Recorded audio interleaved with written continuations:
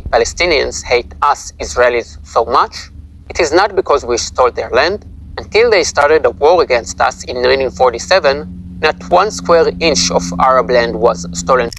They lie, and they lie, and they lie. In 1919, the World Zionist Organization in Paris proposed a map not just include the entirety of historical Palestine, but parts of Lebanon, Syria, Jordan, and Egypt. In 1931, the Irgun militia was found, which unlived hundreds, if not thousands, of Palestinian men, women, and children. Now, their emblem included the entirety of historic Palestine and countries surrounding it, but the whole of Jordan as well. Now, why would you propose such maps if you didn't disregard the self-determination of the people that live there already? No wonder the Jewish Colonialism Association was formed. Now let's go back to the founders of Zionism. In 1895, Theodor Herzl, the founder of political Zionism, literally said, "We shall try to spirit the penniless population across the border by procuring employment for it in the transit countries, whilst denying employment in our country. The removal must be carried out discreetly and circumspectly."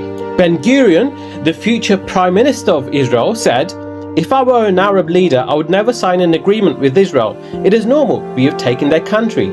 It is true that God promised it to us, but how could that interest them? Our God is not theirs." In 1923, the Zionist leader Vladimir Jabotinsky said, "Every native population in the world resists colonists as long as it has the slightest hope of being able to rid itself of the danger of being colonized. This is what the Arabs in Palestine are doing, and what they will persist in doing as long as there remains a solitary spark of hope that they will be able to prevent the transformation of Palestine into the land of Israel." In 1914, the Zionist leader Moshe Smolansky said, "We must not forget here that we're dealing with semi-savage people, which is extremely primitive concepts, and this is his nature."